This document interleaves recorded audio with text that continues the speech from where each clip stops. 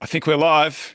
This is Value After Hours. I am Tobias Carlisle, joined as always by my co-host Jake Taylor. Our special guest today, Rudy Havenstein. Stein. Rudy, Rudy, Rudy. How are you, Great to sir? be here. Yeah, great. I mean, the best I've been in a week. Like I said, I've had this cold, and if I go mute for a bit, it's because I have a coughing fit. So I hope I can do this.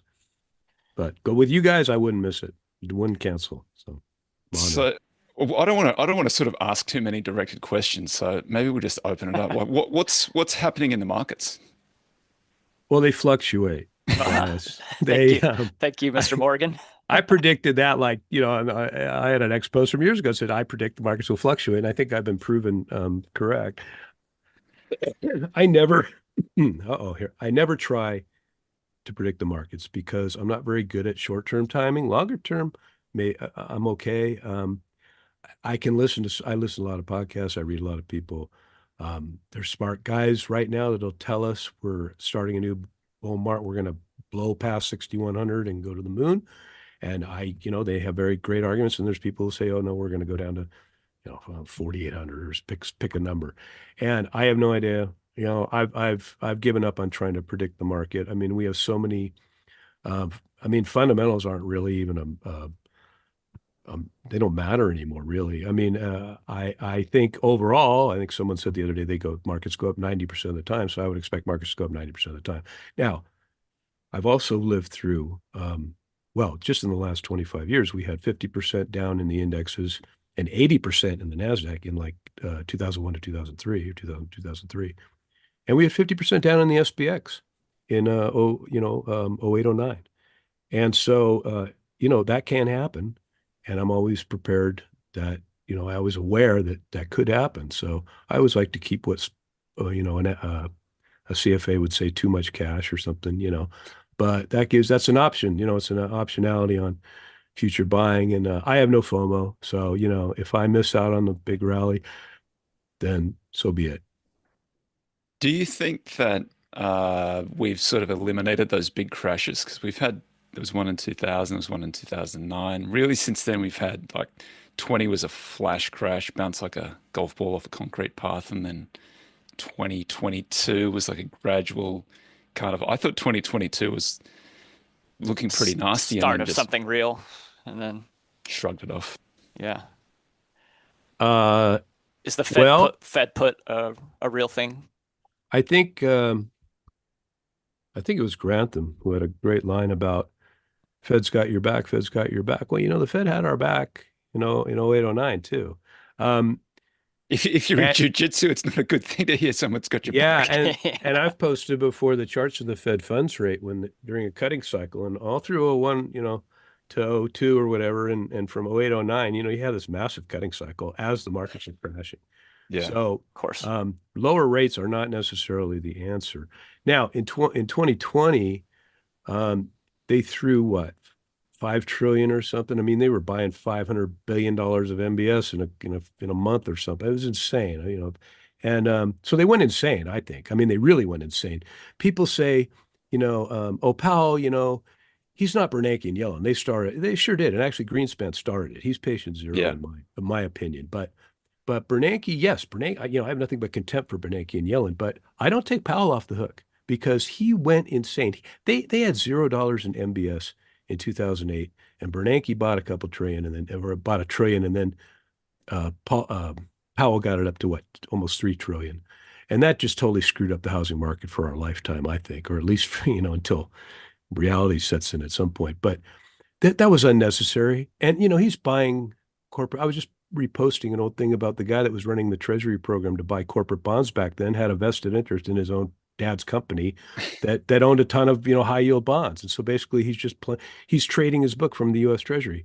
And that's a constant theme with me is this insider trading. I mean, we see it now. Trump's going to announce some crypto thing. I just saw a headline today to buy his meme coins. And then it's constant, and I with Stan Fisher's death the other day, there was a chart that I think Olivier Blanchard or whatever put out, and in the center of the chart is Fisher, and then all the economists he's connected to, okay, over the years, and many of them people don't know, but a lot of them are household names: Yellen, Bernanke, Draghi, Summers, Krugman, and the point I made is it's amazing how these these same people who provided, and Fisher too made a ton of money.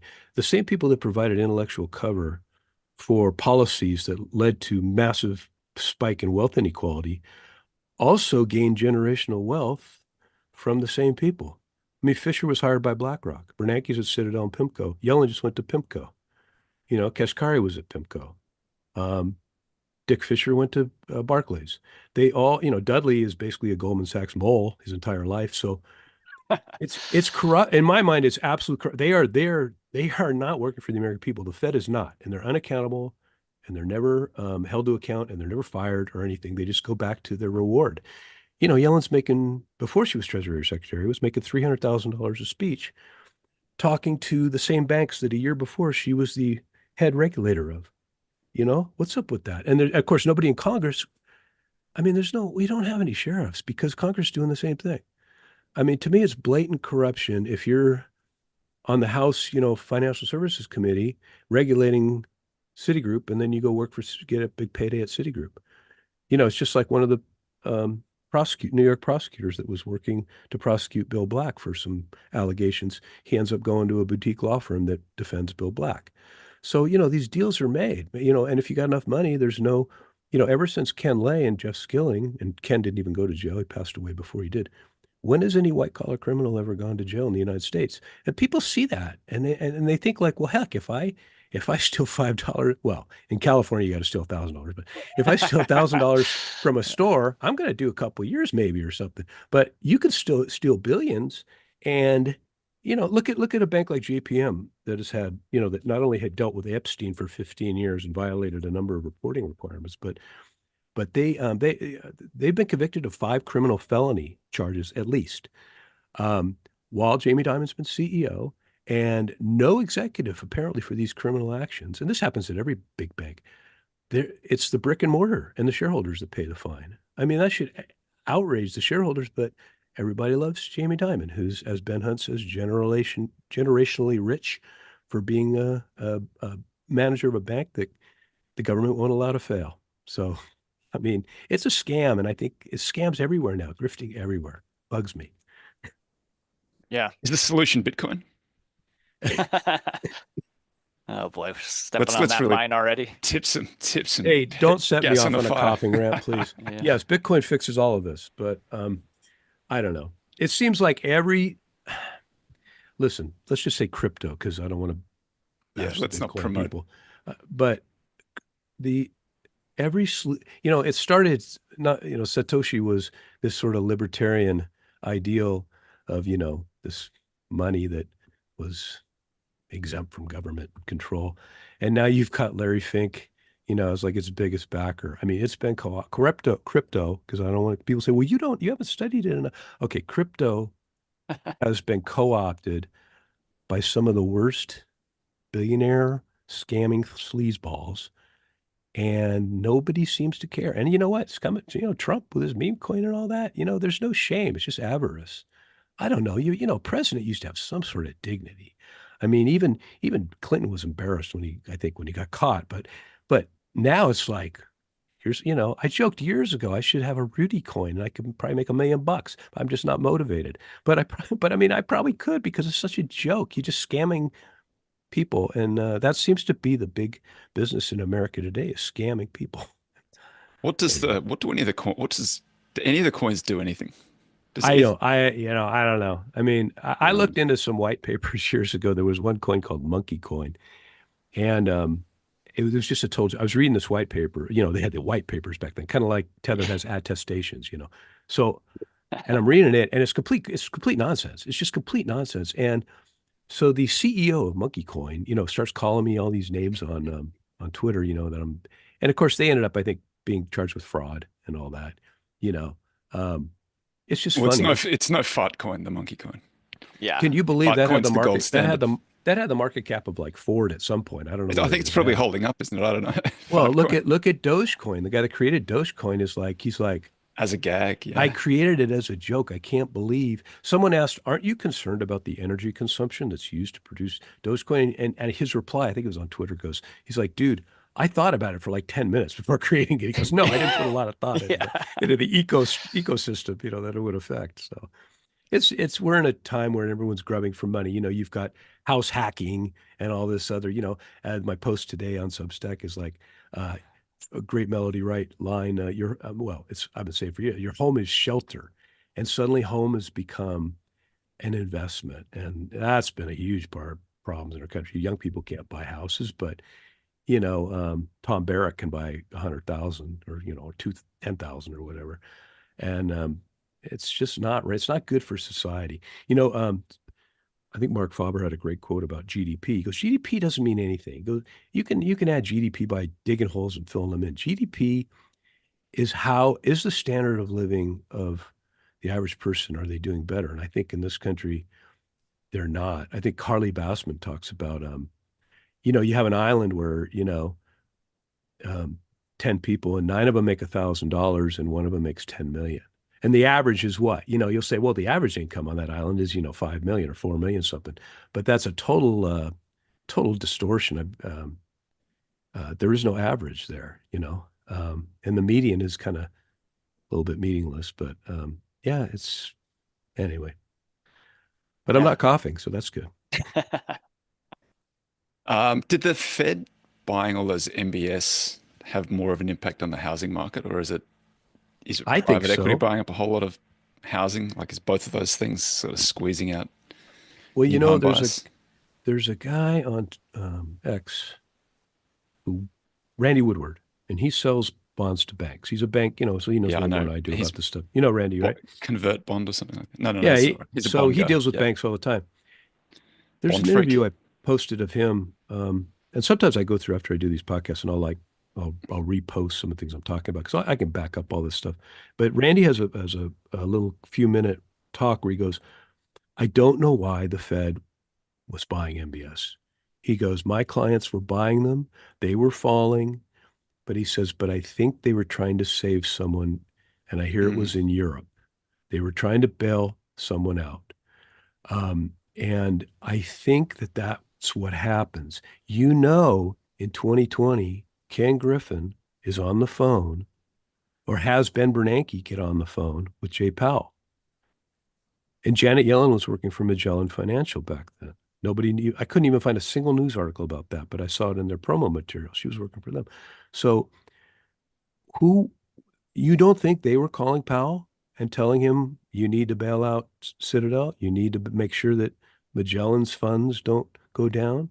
I mean, it's like I was talking about this the Treasury guy earlier.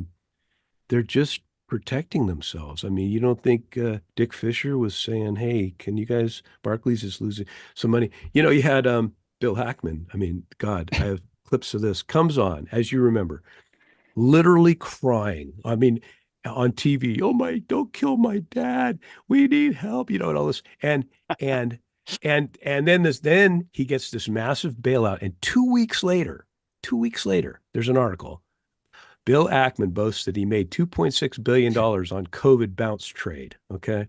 So, I mean, come on, it's Yeah. I imagine I know Ackman's on the New York Fed's advisory board, on advisory committee. They have like I don't know if it's a plunge protection type team, but it's called something else, working group. He's on that. You don't, and there's other guys I've posted before too that are on it. Anybody could look it up, but I'm the only one that does sometimes. And you don't think Ackman was calling Powell and going, I need you to save the market and buy high yield bonds, I mean, and you know what? And so I see this. I mean, Joe Sixpack doesn't see it because he's too busy trying to survive, but I see it and I think it's corruption and I don't like it.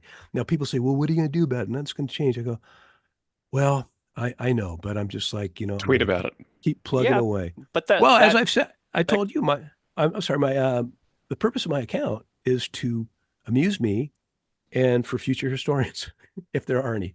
And of course, no one will read. The history is written by the winners, and I think these people I'm mad at are going to be the winners. They always are. Let me just give a shout I think out that the court s- gesture role is super important though. Well, people have called me a troll before, and I said, I'm not a troll. I'm a historian. I'm pointing out stuff. I got everybody. I decided a long time ago, if I'm going to say, oh, the Fed is, I'm just not going to say the Fed is dumb. I'm going to say this is why the Fed is hurting most Americans, and then have a link to it and have a chart and have all that. So I can pretty much back up. So I don't get people much anymore come at me and go, no, you're wrong. Ben Bernanke saved the world. There's a guy who called me the second worst account on Twitter. I think Zero Hedge must have been the first because and we had an exchange I think what it was is he was a money manager and he thought Ben Bernanke was God's gift to money managers, and I disagreed with that. Yeah. I disagreed with, yeah, he is, and I found fault with that message because I think Ben Bernanke's the enemy of about 300 million Americans. So you remember 10% of people own 93% of the stock, something like that. So yeah, so I'm quite comfortable debating anybody, but I choose not to now. I don't want to pick fights or anything sometimes. So if I realize someone's completely hates me or is irrational or something, I just say, all right, man, we disagree, and mute them or something. I encourage people to block me. So, save us both some grief. Why put yourself through this? Yeah. So, but you're going to miss the funny stuff. So Let me give a shout out to the folks at home. Bixby, Petah Tikva, Israel. What's up? Tallahassee, Tomball, Texas. How are you, Tyler? Ireland, Philly, Springfield, Alabama, Dubai, Washington, DC, Valparaiso. What's up, Mac? London, Lausanne, Switzerland, Oklahoma City, Boise, Oregon, Houston, Bulgaria, Fredericia, Denmark, Cincinnati, Ohio, Surbiton. Please only write in if it's a 2-syllable city so that Toby can accurately pronounce it. Are these Ron Burgundy? Are these people all complaining? How the hell did you get this guy on as a guest? Put on somebody who knows, put on someone normal. They're pretty positive for the most part. Well, I'm trying to say something controversial. So what is the guest name at Twitter or X? It's Rudy Havenstein. Rudy Havenstein is the sound it out. Stein. You can pronounce it whatever way you want. Yeah, I don't know how that's pronounced. He was a central banker in Germany in the 1908 to 1923. Did he have a PhD? I don't believe he did. I think he was a Back judge. in those days. He was a judge by background. Yeah. Yeah. And he still blew it up. Huh? Strong beard. Good I wish I could grow a mustache and beard like that. No, I can't. The hair is thinning like that though, but yeah, I just picked that. Yeah, well, I mean, there's a reason I picked him as a warning, not as encouragement. I tell people, but yeah, what were you trying to do? 13 years ago. Yeah, well, it turned out it's more of an encouragement than a warning. But Cassandra. I find the breakdown between microeconomics and macroeconomics kind of a little bit mind-bending. Like microeconomics makes sense to me pretty much. Like that's just business. Demand. That's the Austrian view, yeah. And then macro is just politics. So they sort of work backwards. Yeah, some of the best traders, I'm not a trader, I do, but like there's a guy, Jason Shapiro, and I think he said, and I agree, it's something like, macro is, I read macro all the time and I post charts of macro and I love hearing podcasts on macro, and it's completely useless for making money, in my opinion, Proctor, you remember him, he has a book all about how, it's not that the events change the stock prices. The stock prices lead to the events. So we have causality backwards. I don't know if I buy that, but it's an interesting theory. So a lot of days there'll be some news and someone will go, "Oh, the market's going to drop 5%," and then it ends up the day up. How many times that happened? That's why I can't predict. I can't predict anything, and neither can anyone else, frankly. One of the funniest ones that I've tracked really closely was when, I don't know if you remember, United Healthcare was the only one that wasn't participating, but it was all the other 4 insurers were combining 2 of them. There were 2 deals, and it was 2 and 3 and 3 and whatever it was, 4 and 5 or something like that, combining together. And there was some chance that they were going to be blocked by the Obama admin. And before they were blocked, you've got this distribution of outcomes that includes the worst case scenario and the best case scenario. And the day that the announcement was made that they were actually blocked, they all rallied. Like that was the worst case outcome, but getting rid of the uncertainty made them rally. Yeah. I mean, you got to think many levels deep. And I'm not, I could never play like, online 10 games of poker at once. About 2 was all I could handle. So I can't think that many levels deep to try and figure out not only what your response could be, what other people's response is going to be to your response. And then it's 4D chess. I'm sure AI will solve it. We'll have an AI that'll come out every day and say the Dow will be up 400 points today. And there it goes. There's four. I used to say, years ago, I go, why does the Fed just tell us what the closing prices are every day and then we can all just go to the beach? Yeah, why get rid of the pretense? Let's Get just rid of the pretense. Well, I don't know if I brought up Mike Green. He's the best on this whole passive stuff. And he says that every dollar that goes in to these index funds creates about $8 in market cap. I believe that's what he said. Wow.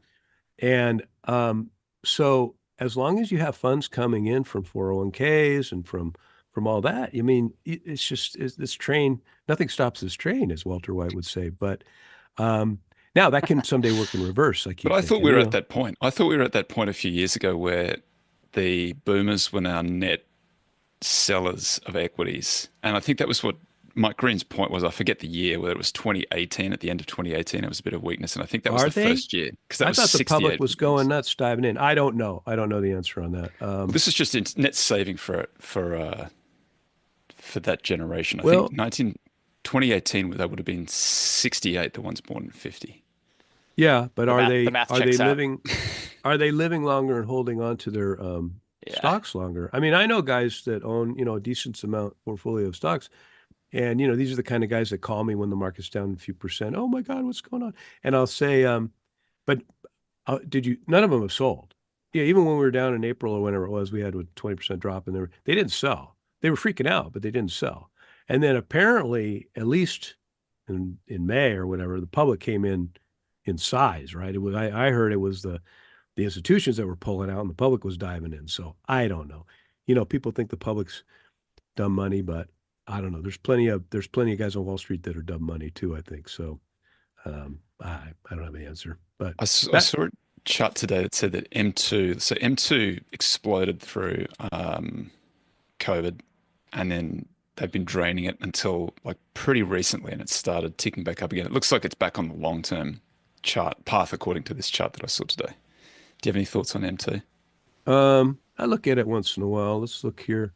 Yeah, it number goes up. I mean, it hit about what 21 points. I'm looking at the Fred site now, 21.9 trillion in April 22, and now it's back at 21.8 trillion. So it had a little dip there, and Is still it up waiting from on. the sort of more recent low? Is it so they've sort Oh of yeah, started it's growing been it again? looks like it's been rising since like of summer of last year. It is funny though that M2, like people used to hang on that. Like it would come out on Wednesdays and everyone Yes, would be looking at it in the 80s and 90s. And right. now, I don't know, it just kind of like faded And as a green, thing that people cared about. right, and Greenspan's briefcase. How thick was it? That was another one they used to look at. That's how ridiculous it is. But there used to be times I remember. I've been paying attention to the markets since the 80s, but really closely since the 90s. And there were days where no one mentioned the Fed at all, and I miss those days so Hard to much. believe. The There's a good Oh Fed, my there's days. a Fed God. governor gives a talk every day now. I Yeah. mean, Just yeah. Oh jawboning. no, not just one. Yeah, there's 20. I mean, they've Yeah. had 20 speakers a week sometimes. It's insane. And that's new too. They need to end that. Powell needs to just say, just nobody except like his vice chair can talk because it's meaningless. It's all I've posted on inflation for a half dozen different Fed governors and Fed FOMC members, and I do a timeline of their quotes about inflation starting in 2020. It's like inflation is too low. We need higher inflation. We would be happy if inflation is Yeah. 3%. We want inflation higher for longer. And then they go, "Oh my God, inflation is a problem. Oh no, our top priority is fixing inflation." It's like it's arsonists running around trying to put out the fires that they caused. And we laugh, but you know what? These guys have incredible power. Congress thinks they're a bunch of witches that live in the sky. Congress has no idea that Congress created the Fed and could put a leash on it if they really wanted to, but they don't want to because the Fed's Congress's drug dealer. So How that do you lay blame percentage wise between the Fed and accommodative policy and then Congress running trillion-dollar deficits? So fiscal oh, versus monetary policy. Kevin Warsh has a great statement on this. He said it was the Fed that got into politics on a permanent basis. What is the message to Congress when you drop rates to zero and you buy up all the MBS and treasuries? The message is you can spend as much as you want. And he goes, you don't have to encourage Congress to spend as much as they want. And they did. And I have that clip too. Everything, just ask me. I'll send it to anybody. Yeah. So it was the Fed that should have been taking away the punch bowl, and now they are spiking the punch bowl, or they were. And then inflation got to 9%. Official inflation, by the way, everyone listening here should know that I think the CPI model is nonsense. But official inflation got to 9%. And I think they got a little freaked out, and Powell probably yelled at a few staffers. And then they raised quite. I never thought they would raise that quick, I have to say. But you know what? Now we're back to normal. We finally normalized after what, 15 years? 17 years. We finally normalized, and people are freaking out. But you know what? Apparently stock market's almost at all-time highs with 4.5, 4.3% rates. We're below average actually, and same thing on mortgage rates. The 30-year mortgage, the data goes on Fred goes back to like 62, and the I think the average is like 7%, median's like 7%. So we're still below average on, I think, both Fed funds and MBS, and if or on mortgage rates. And if we're not, we're damn near it. So if I had told you that they would raise rates from, call it 0 to 5 in the speed that they did, and let's say this was 5 years ago, right. would you have thought more would have broken in that process? Yes. And I wonder about that because what happened? You got to think there's trillions in derivatives out there based on interest rates alone, right? Yeah. I mean, somebody must have blown up. Now, I don't know if they were quietly bailed out. The Fed does not have to provide minutes on. In 2020, they passed this new law where they can do the Fed can do whatever it wants. Congress is not going to do anything. The Fed's done illegal things. I think Gunlock has talked about that quite a bit. But so what? They're not going to get called out on it. And if they do, Congress will legalize it, whatever they did. Because, like I said, they're Congress's drug dealer. Yeah, I was very surprised they went from what, 0.08 to 5.3 in a year or two. So yeah, but it's only I mean the reason 5% rates are dangerous is because of the decade of ZIRP and all the insanity that went on then, and we're going to be paying for that for a long time. I guess the First Republic and Silicon Valley Bank holders are telling me that I'm an idiot for saying that nothing broke, but I was surprised that there wasn't more that well, they got shook loose. The depositors got saved. Yeah. There. And especially in Silicon Valley Bank, it was, and we weren't just bailing out, Bill Ackman. We were bailing out Chinese companies and billionaires, other billionaires that are less well known. And it's, again, you don't think, Janet Yellen's Treasury Secretary now, and she gets $300,000 speeches from a lot of these banks and stuff, or from Bill Ackman's on the New York Fed Advisory Committee along with other people. And you don't think she was getting hammered? You got to save us. You got to save us, Janet. And she's thinking, well, I could probably ask Bernanke money now, $500K a speech maybe or something. I think people assume that that's not going through their minds. And I think it absolutely has to be, because as I point out with like Paulson and Bernanke, they did nothing that Jeff Skilling wouldn't have done in their positions. They acted in every manner, just like Powell did to save his private equity buddies. They acted they are all-star forever plutocracy heroes. And that's where their bread is buttered, and they don't care about, they really don't. I make a joke about Powell saying, he's met the homeless. And then he says, he corrects himself and goes, by homeless, I thought you meant people with second and third homes. So, so yeah, I think that there is, look at it's all of them. It's, Krugman 20 years ago was making 50 grand a speech to investment bankers.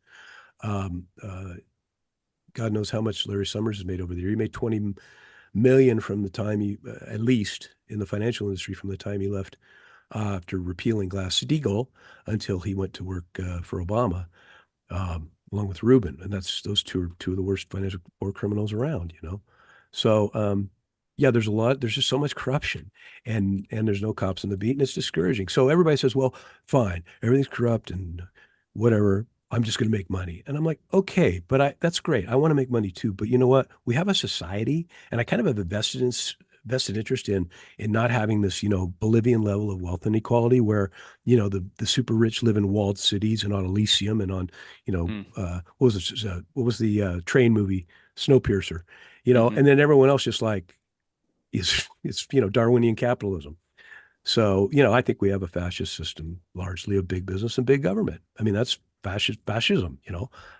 So, Larry Fink, in my mind, that's the face of fascism. But people don't, a lot of people don't see that. And I wish more would. Some do, and more than 10 years ago. But I don't know. We need something to change, and Trump's not the leader to do that. On that point, what do you think of Musk saying Doge can't achieve anything? We can only grow our way out of this. Well, can you imagine being a well, certainly he's hooked to the gills with intelligence and with government subsidies, but going from his company where he's probably treated, I mean, he can do whatever he wants, right? Walking into government, I mean, it had to have been a culture shock for him, right? And well, the real reason I think he left is because I think Vance wanted him out. Vance didn't like sharing the attention because I heard an audio that I couldn't verify, but I mean, I saw it, someone posted on Reddit or something, but it's like an audio of Vance talking about Musk, and he's like, it should be me that's leading this and not him, and Wait. I believe that was part of it, and I think Musk, you don't go in saying you're going to have $2 trillion and then end up with like 9 billion or something. Come on. And you know what? You don't say you're going to release the Epstein files on day one and then, totally not do it. Or, I mean, it's the whole Wait, are you administration is, saying that he sometimes over promises on? yeah, I do. I do. Now, as I have to point out from time to time, I'm very happy that Kamala Harris lost and that the demons of the Biden administration are hopefully no longer running the country. But it's not like I don't know. I like to see a lot of things that aren't happening. And I don't like seeing some of the things that are happening. Now, did they close the border? I mean, I don't think you can have unrestricted immigration. I think that's a good thing. Um, some of the other things, I mean, I don't know. But I mean, don't think that it's funny if you criticize Democrats, you must be a Republican. If you criticize Republicans, you must be a Democrat. No, I have no party I criticize or praise both. I mean, I got a picture of Dennis Kucinich with Ron Paul. Dennis is a very left guy from the Democratic Party, and Paul's a very right guy from the Republican Party. And I said, well, he's not really a Republican, but I said, let's try to find some common ground. So I have a lot of common ground with people on what you would call the left and people on the right. And so if we have a Venn diagram where we agree on a bunch of stuff, I'd rather let's work on that together. Like civil forfeiture is an issue I think both sides could work against. But instead of like arguing over, so what we disagree on. So anyway, that's all. I'm just trying. Common ground is the way to go, I think, and bottom up. Your neighborhood, your family. Ultimately, you're not going to be able to save the world, and you shouldn't try. People always scare me the people who say they're going to save the world really terrify me. So, Community first. Save your family, save your community. yeah, yeah, I that's agree right. with Taleb on that point about like different levels of government, and you should have kind of different approaches. So in your Socialism in the family. yeah, socialism Communism in in the the family. family. Yeah. Yes, I've read that. Yes, And yeah, then you he follows me oddly enough. Yeah, so I admire his books quite a bit. Um, a lot, he's one of the guys I don't ever want to get into a fight with, on Twitter, Nice. right? Like Chris Bloomstrand's another man. If you're an analyst and you say something stupid or something, Chris can, he knows his stuff. So I like, I mean, Chris, I follow Chris, but I told him one time, yeah, you're on my list. I don't want to get in an argument with you because he has like some 20 tweet long thread where he's just ripping something that somebody was Chris has talking read the about footnotes. Chris from a has read the company. Yeah. footnotes. Yeah. This is Yeah. true. So now, Okay. now Taleb's the same way. I don't want to get in a fight with him, but there's, most other people, sure. So, The rest are but pretty. no, I'm about peace and love. That's what I want. JT, top of the, I mean, not top of the, close to the Yeah. top of the hour. 11:04. I mean, top of the hour plus 4 minutes. Market, veggie nerds. All right. Let's do it. So let me take you to the sun-bleached cliffs of California. And it's the early 1990s. And I imagine that there's these two biologists, Barry Cinervo and Kurt Lively, and they're trudging through the high desert, canvas hats and clipboards, sweat soaking their shirts, and they're studying these what are called side-blotched lizards. And they're these little reptiles with throats that glow like neon highlighters. Not metaphorically vibrant, actually literally bright orange, deep blue, or canary yellow. They come in three flavors.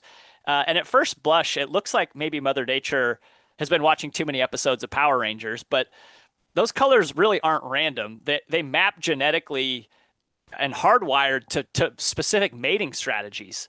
And they're primarily controlled by this single genetic locus known as the OBY locus, whatever, doesn't matter. But here's what the flavors they come in. Orange are the alphas. They're like territorial brutes, and they keep harems of these hot lady lizards. And these guys swagger around, and they're bullying all the other colors and collecting mates like Monopoly properties. The blue lizards, they play a different game. They're monogamous and loyal, and they defend a small patch and one partner with a lot of tenacity. And then there's the yellow ones, and these guys are the sneaky mimics, and they look like the females, except they slip past the orange alphas while they're off, conquering the blues kingdoms, and they hook up and leave no forwarding address while they're there. So, Toby, is it true that you went through a yellow lizard phase in college? I thought I had a blue shirt on. Okay. All right. So here's the interesting thing. No one strategy ever dominates in this. You'd think that evolution would kind of settle this, like declare a winner, sweep the rest into history's genetic dustbin. But decade after decade, these strategies, they keep cycling. Yellow beats orange, orange will beat blue, blue beats yellow. And what we have here is actually like reptilian edition of rock, paper, scissors. So, and what's happening here is a textbook case of called frequency dependent selection, a fancy term for a very simple idea. The more a strategy becomes common, the worse it performs. Okay, so its strength leads to its own demise. And that's not really just a lizard thing, that's kind of a systems thing. It's how ecosystems maintain balance. And let's see if we can kind of like stick our analogy. You guys probably already know where this is going, but let's kind of try to map our lizard trichotomy onto investing strategies. Okay. Orange is the growth guys, flashy, high multiple, moonshots, dominating markets. Think like Tesla and Shopify and Blue better be value. Fang era winners. If yellow's value, I'm leaving this podcast forever. We know where this is going. Blue is the quality guys. Oh my God. Boring but robust, clean balance sheets, Microsoft, Visa, etc. Yellow, unfortunately, Toby, is tell me that's deep value. Is a value. It's the forgotten corners, low expectations, stocks trading at 3 times earnings, good co, bad co, like as if it was kind of some transvestite lizard. But each style has its own season, right? And growth thrived when money was free, and Silicon Valley were printing these platform economics. Value minted all these gurus in the 2000 to 2007 post.com. Qualities had a really long epic run since 2015, really, thriving on these durable franchises and businesses that could get bigger than anyone sort of ever imagined. And maybe the rotation is triggered by macro events, low rates going to high rates, inflation driving up and changing the economics, crisis, perhaps, making a reevaluation. Maybe it's more behavioral, like investors chase heat, they get burned, they run for cover, they get bored, they find their way into the next trap. You kind of rinse and repeat. All those are plausible, but maybe it's like a little bit deeper. And it's really not like a rotation, like clockwork, but more like maybe kind of an immune system. Like whenever one lizard gets to be too dominant, something in the environment shifts, the predators change, the resources kind of get reshuffled. Evolution has these like countermeasures, and the system really adapts. And you don't really need to have all that vivid of an imagination to see these same dynamics in markets. The styles don't really rotate because it's time, quote unquote. Like they rotate because systemic dominance triggers an adaptive pressure. Too much capital crowding into one style will distort the expectations. It compresses the forward returns, creates the exact conditions for its own underperformance. So, this isn't really like some random wheel of fortune. It's reflexive. So what are some of the takeaways? There's probably more rock, paper, scissors influence in your portfolio than you would care to admit. And shifting styles in anticipation of the next winner is really hard, and especially if you're a professional, like it looks like you're a flip flopper and like you don't know what you're doing. And your job might be depend on you staying consistent and being an orange growth lizard or a yellow value lizard. Blue Um, value lizard. Even if you think that maybe blue is going to be the next one to win, it's really difficult as a professional to shift. So each style succeeds not necessarily maybe even by being the best, but by being underowned, underrepresented. So, I think it's perhaps that style drift gets a bad rap in some ways, because that's really what the market index does on purpose a lot. It drifts to survive, and there's kind of a Darwinian survival to it that makes it that it ends up being more adaptable than like pure ideology of sometimes professional investors get stuck to. So anyway, different lizards playing rock paper scissors biologically, and then I think sometimes we're doing the same thing in markets on occasion. Good, good veggies, JT. I quibble with the characterization of the different styles, but aside from that, yeah, You're a good yellow thoughts. lizard, Tobias. I had to I've make had the you a same lesson. goal for 20 years. I'm a good boy. Good for Yeah. you. All right. You're a blue lizard, Toby. Is that I'm a better? blue lizard. Yeah. I'm a polka dot lizard, so I don't really fit in. Yeah. Uh, What do you think, Rudy? If you had to make a bet here, like what do you how does all of this craziness play out? Does it just keep on getting Which well, craziness? There's so much. pin the rates down low, spend like crazy? What's the end game there? Does somebody finally? I mean, I think that there's been some. I think that let me redirect. Does buy the dip ever stop working? Well, it did in twice the 2000. last. It did in 2000. It did or 2001 on, and it did in 08, 09. Everyone thinks that they'll just print 20 trillion next. I mean, there's numbers that have been thrown out that are just insane. I forget who was such. I mean, you're talking insane numbers of a balance sheet. Um, so nominally, I'm not bearish. I mean, if someone said you had to, you couldn't touch. This is how I operate. I'm not a trader. I have a dozen stocks, stuff I've held forever, and then stuff that I trade. But I mean, you want to have a portfolio where if the market closed for 10 years, you wouldn't freak out. And I think I have that, and I could be wrong, but that's just how I look at it. I anything can happen. That's kind of a Um, scary idea of like nominally bullish, real bearish. well, you know what I say, that I'm bearish in theory but not in practice. So that's very true, because I can argue either way after all these years. But I've learned not to try and I haven't shorted since 2009. Because I can't fight the Fed. I can mock the Fed, but I can't fight the Fed. So, yeah, I gave up on that. Once in a while, I say, if I want to, if sometimes I'll buy puts if I want to hedge against capital gains. So, yeah. Yeah. So I rarely. I mean, I did make money on puts. I think in 2020, I had SPX puts, and then of course I sold them, and then it really plunged, Yeah. another 15%. But yeah, so I'm short-term trading, I'm not very good. I like to look at weekly or monthly charts. That's why I made a joke the other day, with David Lynch with his head in his hands. I said, this when I see a 10-year housing chart, or something, or people that say, well, how long have you been a realtor? Oh, I've been a realtor since 2012. Like, you don't know anything, It's almost like, when did you start trading? Well, 2020, when I got my check, my COVID check, so people I often wonder, like, no one has any memory of anything. I mean, I can still remember 82, and I didn't have a lot of stocks back then, but I had some. And I remember 87, wasn't heavily invested. I was working too hard, but um, I remember it going, I remember that crash, and I was working. I mean, I really couldn't pay attention to it like I do now. Did you have a And 20% home mortgage in that time? my first, yeah, over 10. I didn't hit the 20s, but Yeah. I know people who did. Um, but I remember in 87, the only thing I remember from that day for me is I think I owned Compaq Computer. You remember them?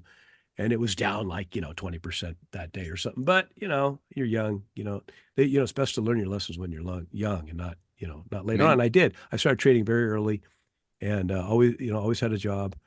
Got no money from my parents, and so I for some reason I was interested in the stock market, even though my parents, I'm sure, never owned a stock. He was a teacher, and she would took care of kids. But yeah, I've always had an interest in it, and in fact, when I met Grant, when I did my first podcast with Grant and other people too, they were like surprised. You're not in the business. I'm like, no, no, but I'm not Yeah, stupid. that's I've how I been get to paying see it attention for more years, and I clearly. absorb, and I listen to smart people like Jake Taylor and Tobias Carlisle. So, you know, Well, there's the problem right there. Yeah, that's we probably been my biggest found out problem where you over the go years. wrong. Well, I made a joke. I think I said it to you one time where it's like there's someone posted, "What's the worst investment strategy in history?" And someone had answered, value investing, which, I forget, me, I like gallows humor. So I got a kick out of that. I don't know if I ever said that to you, but if I did, it wasn't intended to be mean. Oh, It I was see just, them all the it was, time. yeah, Unironically, people say that. yeah. I So meant before, my question before was sort of more like Fed still, I mean, actually, it's not entirely true. The Fed is, the rates are up a little bit. And I've watched the 30-year. So I watched the yield curve a little bit because I like watching the inversion, seeing what's happening there. But one thing that has really stood out in 2020, every year since 2020, the 30-year has crept up about a point. So the 30-year now sits close to 7. And the front end of the curve has whipped around a fair bit. And so the front end of the curve is now, again, it's close to being, it's flat, close to inversion, down from where it was before. I just sort of watch it just to for the torture of it, I For guess, the pain, yeah. for the pain. It's like And a I, loose tooth that you can't the stop. 30 year, wait, yeah, what's the 30 year? Isn't it trading more like, hang on, let me look. or maybe it's I think it's lower than that. It's not at around 5. Let me look. maybe the 30-year mortgage is closer to 7. Oh yeah, yeah, yeah, yeah, yeah. The 30-year mortgage. Yeah, I got the 30-year Treasury yield as pushing almost 5, four But nine something. it's been up pretty consistently over the last 5 years. Is basically my point. I think it's up like a point a year pretty consistently, whereas the front end of the curve's all Well, over the it's place. normalized. Remember, for year we talked for entire time, last 15 years about normalization, and then finally we got it. And people are freaking out. Um, let's see, 30-year mortgage rate according to Fred, which I do use Fred. Yeah, it was at what, 2.7 or something, in 21 when the Fed was buying billions and billions and hundreds of billions in MBS. And it's peaked, it looks like it peaked around October 23 at around 763. And now, and this is the Fred number, so other numbers. This is from Freddie Mac. So 6.89. So yeah, you're right, close to 7. I thought you were talking the 30-year bond. I think I Yeah. was, but yeah, I'm talking all over the shop here. Well, you're confused like me. But And 30, yeah, it's pushing 7 on the 30-year mortgage, but that's like a rate. But like I said, that's the average. We've been living through the aberration. That's what people don't yeah, realize. yeah. So, Rudy, how come Yellen didn't issue a 100-year bond when it was like would have been practically zero? I don't know. It's because it seems like every corporation and every individual in America refinanced, even those with far less sophistication than Janet Yellen. Not that she's I mean, particularly she sophisticated, slid but all the way down to the front end of the curve. What was that about? I don't know. I think it was expedience. But I hear Besson's kind of doing the same thing. Every day I follow the site Financial Juice, and they'll say Fed bids every day for whatever they're bidding, and I always retreat that because people say, the QT is essentially stopped. I mean, Yeah. maybe the MBS are still dropping drips and drabs, but I think for the treasuries, and the question is when will they have to start again? Because you look at this bill that just passed, and I know, you can talk to Dennis Hassard or something, or whatever, what's his name, Hassett, Kevin Hassett. I'm thinking of the other guy, Kevin Hassett. He'll tell you, oh, it's going to save all this money, but I don't. It doesn't appear that's going to be true. So we're just spending more. And Republicans. I don't ever want to hear Republicans say they're the party of small government or responsible fiscal policy or anything. They're not. They're nonsense. And what's Trump doing today? He's bashing Rand Paul and Thomas Massey. So that kind of ticked me off. So somebody has to have principles in this country, and it should start at the top, but it doesn't. You'd never And get elected. but no, you won't. And I'm bipartisan. What does it take? $1 billion to get elected? What do you got to do to get $1 billion? You got to either have $1 billion, in which case you're probably going to take care of your buddies anyway. I mean, I got a whole thread on Powell's private equity career. I mean, this guy feasted on ZERP. I mean, I don't know. In 2020, he did everything that you would expect a private equity mogul to do to help private equity moguls. And that's why I was surprised that they shot up so quick. I think Powell probably panicked. You know, the thing about him is he doesn't have an econ PhD, so that's normally the excuse for why someone's an idiot. But I don't know why he did what he did. He just went nuts and bought. I mean, the MBS to me is inexcusable. Um, It's hard to so see I don't that it know. fits. What are you going to do? I mean, what's the if they start refinancing at 30 years at what is it, 5%? And I just had it up here. What's the 30-year TYX? Hang on, dead air. You can edit this part out. This is the boring part. We're live.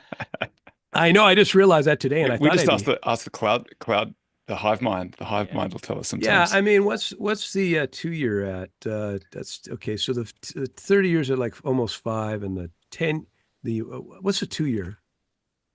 2-year Treasury is around 4. So if they refinance at 30 years, it costs them 1%. Maybe that's worth doing if you can lock it up for 30 years. I mean, ideally they would have refinanced. I had a post. I said we should issue 100-year bonds back in 2020, or 2021. This is insane. Argentina got him away.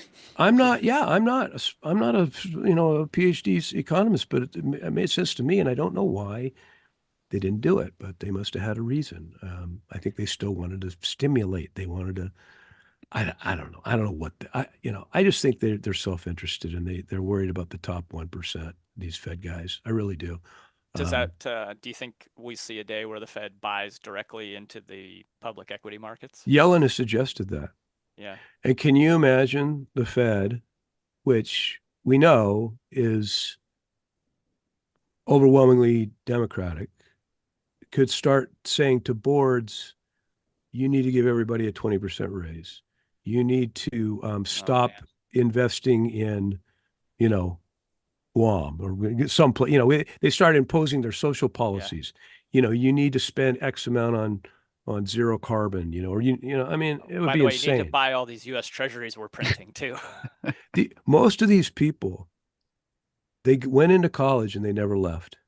They graduated with their PhD and then they go to the Fed as a research assistant or something, and then they spend their lives there. That was Jim Bullard, who was one of the worst, one of the absolute worst. He's the guy that was promoting the average inflation targeting, who said, well, if inflation is kind of low, we should have high inflation.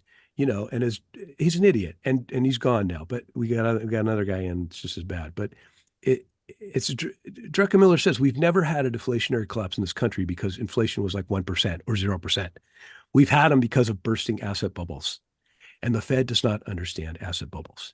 They're proven on that. There's smarter guys than me, like Grantham or White or anybody that can talk about this. So they don't understand them. They don't model the financial system. It excludes the financial system in their DGSE models. It's totally insane. So and yet this is the system we have. So I look at Venezuela. I look at Weimar. My worst case scenario for this country. I hope it never happens. I think it absolutely led to the rise of Hitler. But if you look at nominal stock prices, and they are quality companies, like you point out, Jake, is one of was that the blue or was it? Yeah. Yeah, that's the blue lizards. Then you It's the survive. yellow lizard. You survive, and you actually, because stocks theoretically are a claim on real assets, you kind of ride out the hyperinflations of which are like the worst possible thing for 95% of this country. It probably would work. History, I love reading contemporary accounts of hyperinflations, and without exception, the Bill Ackmans and the Larry Finks, they come out wealthier than ever, and the vast majority of people are just ruined. And I don't want to see that, and so that's why I said my icon is a warning and not an encouragement. But unfortunately, our leaders are going down different paths. So do you agree with there's kind of a common lament amongst value guys who think about this kind of thing that they felt crowded out by the Fed, like not letting prices get to or valuations to a place that would be attractive to a value guy? That would be a good question for Charlie Munger and Warren Buffett, because I don't think their phone rang much in 2020 because the the Fed They talked gods. about it a little bit in some of the Yeah, meetings and said like yeah, we would have done better if, you right, know, right. this. So what you have is they bail out the incompetent to compete with the competent. And creative destruction, I think, is a wonderful thing about capitalism. You have to be able to fail. And I think I actually think if we're going to FDI insurance, FDIC insurance, fine, so that mom and pa don't lose their life savings in a crash. But you know what? Bill Ackman can get wiped out, and the world will go on. You know, Well, that's the and thing. A lot of these things are like the asset doesn't disappear. It's just the ownership changes hands. Like, correct. And a lot of bankruptcies, most people think now, in some cases it's true, but most people think of bankruptcy as, oh, company goes down a black hole. All the employees are gone, everything's gone. No, in a lot of cases, you just wipe out the debt and you bring in new ownership. And the equity. Equity And goes yeah, and first. the first. equity. Yeah. Well, you know what? You're an equity holder. Try to get higher up the food chain, but that's the way it should work. And what we've done is we don't allow failed firms to fail. Goldman Sachs was a failed hedge fund in 2008 that suddenly became a bank, insured by the taxpayers. Wasn't that nice? I think that might be because the country was being run by a ex-Goldman Sachs CEO at that time, because Bush abdicated to him. So same thing with Morgan Stanley. They were going under. And they became a bank too. Well, the pizza parlor down the store would probably like to become a bank too if they're having a crunch and they're about to go bankrupt. But it's almost like above a certain level, there's no accountability, and there's certainly none at the Fed ever. You had insider trading of the most grotesque kind that came out, and they came out and said, "Oh, well, we're not going to do it anymore."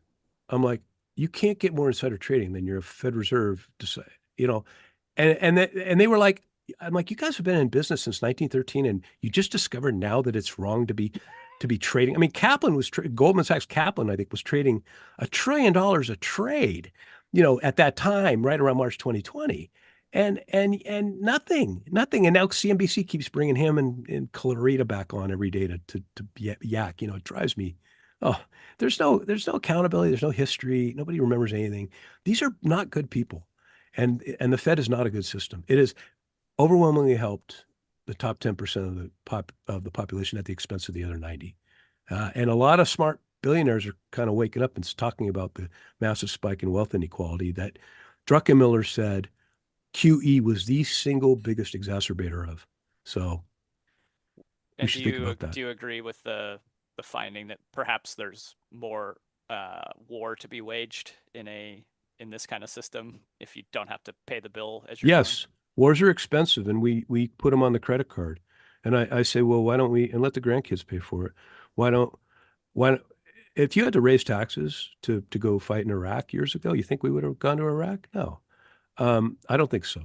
Afghanistan maybe, because people were, they thought was where he was, even though he was in Pakistan, our good ally.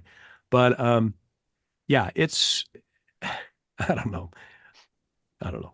Do you think they should be more explicit about the rules that they're following? Like, do you think that that would be, there's a talk of, they use various rules, the Taylor rule and so on, or I don't know whether they use them or not. They Dot may plots? they abandon them whenever they Dot want. plots are a joke, total joke.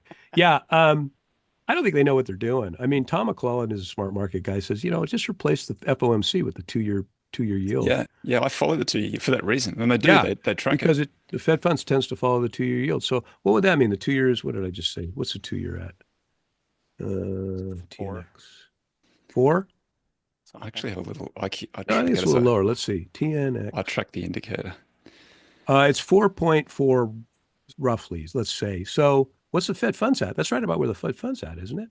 Oh, no, I'm looking at the 10-year. I'm looking at the 10-year. Yeah, so Fed funds are 4.33. Yeah, the 2-year is like around 3.9. So fine, cut rates to 3.9. Big deal. Do it. And then everybody will be happy, and they'll, Scott Wapner will stop crying. Inflation has fallen to inflation's under last print 2 point. It's hard to see actually on these You charts. must not be buying eggs, Toby. CPI. 2.39, yeah. What is CPI? 2.39 according to Yeah. this. See, I don't say inflation. I say CPI is 2.39. CPI, yeah. Don't say it. What's the cost of living? going up. No, that's totally different thing. Two totally different things. Yeah. Rudy, we made it to the end. Hey, I didn't have many coughing fits, No, so when I nobody. was muted. Thank you. You guys are great. I always enjoyed you guys, and as I mentioned earlier, I think I want to thank you for standing up for me during one of my many of my permanent suspensions from Twitter. So It's that thank you. DMCA. They get you with the DMCA all the time. Well, a couple times they didn't tell me what I did, so, and I had a bunch of 1-day bans, and I was permanently A suspended, I little think four timeout. times, four Yeah. times. So I don't know if anybody's been permanently suspended more and kept the same account. A lot of people come back as different accounts. So Yeah. I'm still the same me. So it's all That's a out there, badge the of archive. honor. I think you should Yeah. wear that proudly. Yeah. I wish I would have said something really controversial that they banned me for, but really it was trivial things. So You don't even really have any commentary. You're just like posting things that are absurd, and it's just yeah, I mean, well, no, well, sometimes. Is it a Chesterton quote you got there? My way of joking is to tell the truth. Is that Yeah, Chesterton? yes, that's a Bernard Shaw quote. Yeah, that's Sure. Okay. yeah, that's in my profile forever for 12 or That's a 13 good one. years. Yeah. Thanks so much for joining us. Thank you. Do you want to Enjoyed plug it. your Twitter account? Yeah. Yeah. Sure. Rudy Just to spell it out. Havenstein, Havenstein. And then I have And a your Substack. Substack, rudy.substack.com. So that should be easy to remember. And I'm having fun with that. And I may get so sick of Twitter at some point because it's awful now. And so I may do a lot more over there. But if you look, there's a ton of free posts on my Substack. Check them out.